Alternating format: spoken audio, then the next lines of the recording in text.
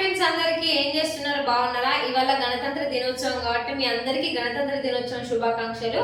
Happy republic day. నా 18,000 మంది సబ్స్క్రైబర్లందరికీ మరి ఈ వీడియో విషయం ప్రతి ఒక్కరికి హ్యాపీ రిపబ్లిక్ డే. ఈ రిపబ్లిక్ డే గురించి నన్ను చాలా మంది చెప్పమన్నారు కదా, అయితే మా ఫ్రెండ్ మీకోసం ఎక్స్ప్లెయిన్ చేస్తానన్నది. నేను చెప్తా, నా రీల్స్లలో ఉంటుంది కదా రేణుకా అనే అమ్మాయి. సో తను గణతంత్ర దినోత్సవం గురించి అయితే తను ఎక్స్ప్లెయిన్ చేస్తే తన మాటలలో నేను ఈ వీడియోని అయితే మీ ముందుకు తీసుకురావడానికి అయితే ఈ వీడియో తీస్తున్నా. ఈ వీడియో అయితే స్కిప్ చేయకుండా లాస్ట్ వరకు చూడండి. అసలు గణతంత్ర దినోత్సవం అంటే ఏంటి, ఎందుకు వచ్చింది, ఎందుకు జరుపుకుంటాం, మనం ఎవరి కోసం జరుపుకుంటాం అనేసి అయితే ఆమె అయితే క్లియర్ గా మీకు అయితే ఎక్స్ప్లెయిన్ చేస్తుంది. స్కిప్ చేయకుండా చూడండి. స్కిప్ చేస్తే అయితే మీకు అర్థం కాదు. సో లైక్ చేయండి. చాలా మంది లైక్ అయితే మర్చిపోతున్నారు. లైక్ అంటే ఇట్లా థమ్స్ అప్ సింబల్ ఉంటుంది అంతే. లైక్ చేయండి, షేర్ చేయండి, సబ్స్క్రైబ్ చేయండి. నా ఛానల్ ని కొత్తగా చూస్తున్న వాళ్ళైతే ఈ లైక్ చేయడం వల్ల ఇంకో ముగ్గురికి రికమెండ్ అవుతుంది కదా వీడియో, అందుకోసమనే లైక్ చేయాలి ఖచ్చితంగా. ఓకేనా ఫ్రెండ్స్, మరి రేణుక మాటలలో ఈ వీడియో అయితే మొత్తం చూసేద్దాం మనం. హాయ్ ఫ్రెండ్స్, నా పేరు రేణుక. Happy republic day. అసలు రిపబ్లిక్ డే ఎందుకు జరుపుకుంటారు, అసలు రిపబ్లిక్ డే అంటే ఏంటి, అసలు మనం ప్రతి ఇయర్ జనవరి 26న ఎందుకు జరుపుకుంటాం అనే విషయం గురించి నేను మీకు తెలియజేస్తున్నాను. ఏంటంటే జనవరి 26 మనకు పూర్తిగా రాజ్యాంగం అమల్లోకి వచ్చింది. రాజ్యాంగం అమల్లోకి వచ్చిందంటే అప్పుడు మన జీవితాలు బానిస బతుకులు ఉండేటివి. బ్రిటిష్ వాళ్ళు మనకు కొన్ని 200 సంవత్సరాల వరకు మనను పరిపాలించారు, బానిసత్వాన్ని చూపించారు, తమకు కావాల్సినవన్నీ మన దేశం నుంచి దోచుకున్నారు. కానీ జనవరి 26 మనకు కంప్లీట్ గా ఒక రాజ్యాంగం అనేది అమల్లోకి వచ్చింది. ఆగస్టు 15 కూడా జరుపుకుంటాం కదా, అది ఏంటి, ఇండిపెండెన్స్ డే. ఇండిపెండెన్స్ డే అంటే ఏంటి, స్వతంత్రం వచ్చింది. 1947కి మనకు స్వతంత్రం వచ్చింది, కానీ కంప్లీట్ గా రాలేదు. మన దేశాన్ని ఎలా అమలు చేసుకోవాలి, ఎలా అభివృద్ధి చేసుకోవాలి, ఏ విధంగా కేటగిరీని వేరు చేయాలి, నాయకత్వ విభాగం ఏంటి, పరిపాలన విభాగం ఏంటి, మన వ్యవసాయ రంగం నుంచి ముందుకు ఎట్లా తీసుకురావాలి, ఎడ్యుకేట్ ని ఎట్లా మోటివేట్ చేయాలి, విద్యా రంగాన్ని ముందుకు ఎట్లా తీసుకురావాలి అనే ఉద్దేశంతో మన డాక్టర్ బిఆర్ అంబేద్కర్ గారు మరియు చాలా మంది నాయకులు కూడా ఈ విషయం పైన బాగా థింక్ చేసి మన రాజ్యాంగాన్ని ఒక రూపంలో అమలు పరిచారు.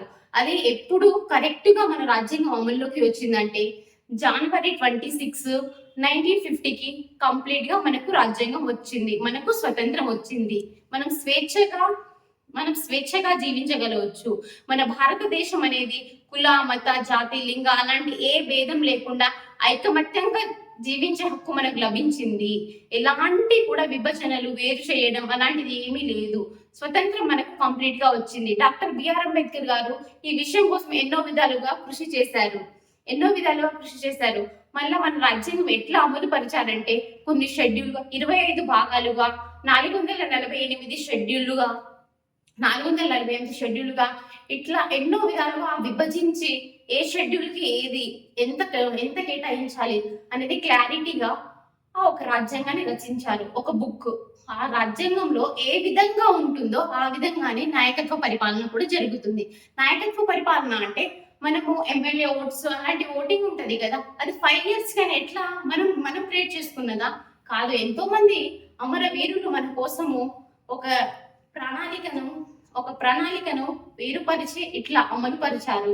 ఈ రాజ్యాంగంలో ఏముంది అంటే ప్రతి మానవుడి యొక్క అభివృద్ధి, ప్రతి విద్యార్థి యొక్క ఆలోచన మెరుగుపడడం అన్ని కూడా ఈ రాజ్యాంగంలో ఉంటాయి.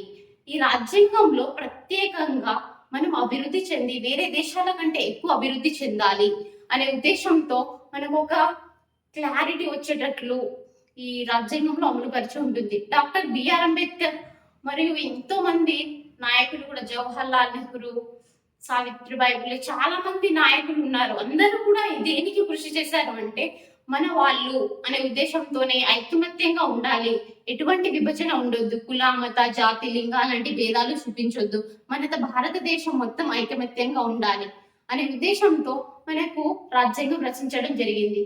ఈ రాజ్యాంగమే జనవరి 26న వచ్చింది. అప్పట్లో బ్రిటిష్ వాళ్ళు 200 సంవత్సరాల వరకు మనల్ని ఫుల్గా పరిపాలించారు. ఆ పరిపాలన విధానంలో ఏం చేశారంటే 200 సంవత్సరాల వరకు మనకు బ్రిటిష్ వాళ్ళు పరిపాలించారు. బ్రిటిష్ వాళ్ళు పరిపాలించినప్పుడు మనల్ని ఎట్లా చూసేవాళ్ళంటే ఒక బానిసత్వంగా, అన్ని పనులు మనతో చేపించుకొని మన దేశంలో ఉన్నటువంటి చమురు అలాంటివన్నీ ముడి సరుకులన్నీ కూడా వాళ్ళు దోచుకొని వాళ్ళ దేశానికి తరలించుకునేటోళ్ళు. అలా తరలించుకోవడమే కాక మనల్ని కూడా మన స్వతంత్రంగా, స్వేచ్ఛగా, మానవత్వంగా అలాంటి ఏ స్వేచ్ఛ లేకుండా అన్ని బానిసత్వంగానే ఉన్నాము. ఇట్లా ఎందుకు ఉండాలి బానిసత్వంగా? వేరే వాళ్ళకు అసిస్టెంట్ ఎందుకు ఉండాలి?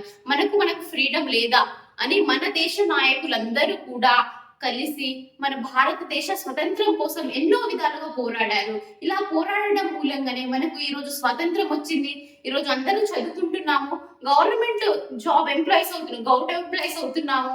అందరికి ఒక థాట్ ఉంది, ముందుకు వెళ్ళగలను అనే కాన్ఫిడెన్స్ వచ్చింది. విద్యారంగంలో మన భారతదేశం ఎందుకు ముందుంది ఈ రోజు అంటే, ఆ రోజు ఆ నాయకులు పరిపాలించి అలా స్వతంత్రాన్ని తీసుకొచ్చినందుకు మనం ఈ రోజు ఇంత స్వేచ్ఛగా ఉన్నాము.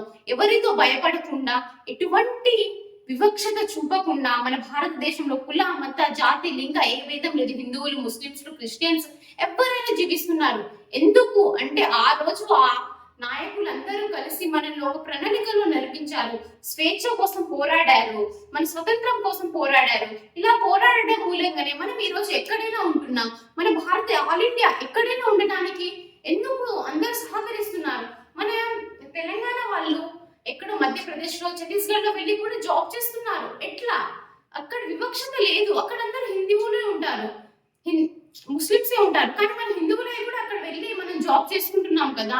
అట్లా ఎందుకు జరుగుతుంది? ఇప్పుడు ఎట్లా ఇంత స్వేచ్ఛగా ఎందుకు ఉంటున్నాం అంటే, ఆ రోజు ఆ నాయకులు స్వతంత్రం కోసం ఎన్నో విధాలుగా కృషి చేసి పోరాడి బ్రిటిష్ వాళ్ళ నుంచి కంప్లీట్ గా మనకు స్వతంత్రం వచ్చేటట్లు చేశారు. ఇలా స్వతంత్రం వచ్చినా మనం ఇంత ఫ్రీడమ్ గా ఉండి మనం అన్ని రంగాలలో ముందుకు వెళ్తున్నామంటే కారణం ఆనాటి మన డాక్టర్ బిఆర్ అంబేద్కర్ గారు, మహాత్మా గాంధీ, ఇలా ఎంతో మంది నాయకులు కృషి వల్లనే మనం ఈ రోజు స్వేచ్ఛగా ఉంటున్నాం.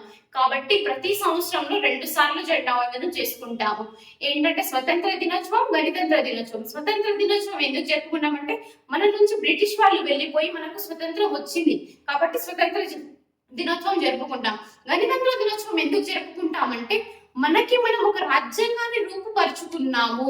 కొన్ని షెడ్యూల్ గా, కొన్ని భాగాలుగా అంబేద్కర్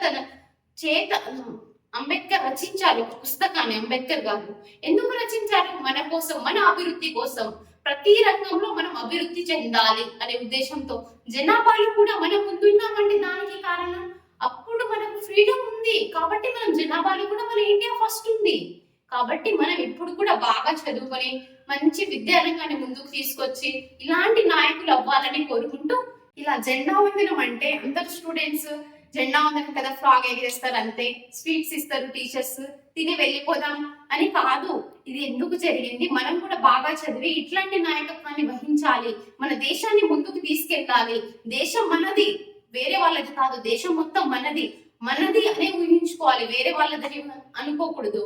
అట్లా విద్యారంగంలో ముందుకొచ్చి ఎడ్యుకేట్ విధంగా ముందుకెళ్ళి మంచి స్థాయిలో ఎదగాలని కోరుకుంటున్నాను.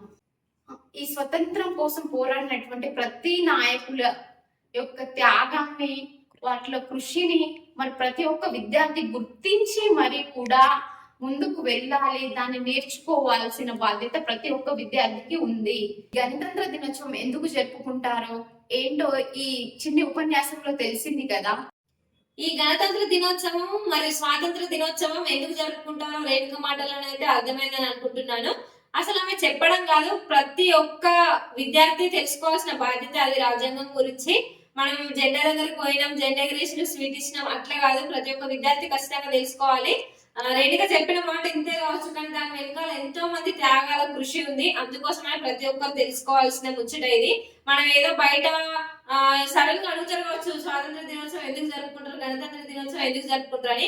అసలు ఎందుకు జరుపుకుంటారు అని చెప్పలేకపోతే అసలు మనం ఇండియన్సే కాదు. నాకు తెలిసి అయితే ఈ చిన్న ఉపన్యాసం మీకు ఎట్లా అనిపించిందో కామెంట్ బాక్స్ లో కామెంట్ చేయండి. లైక్ చేయడం అయితే అసలు మర్చిపోకండి, ఎందుకంటే లైక్ చేస్తేనే కదా ఇంకొక 3 మెంబర్స్ కి రికమెండ్ అయితే వాళ్ళు కూడా చూస్తారు. సపోర్ట్ చేసే ప్రతి ఒక్కరికి once again happy republic day.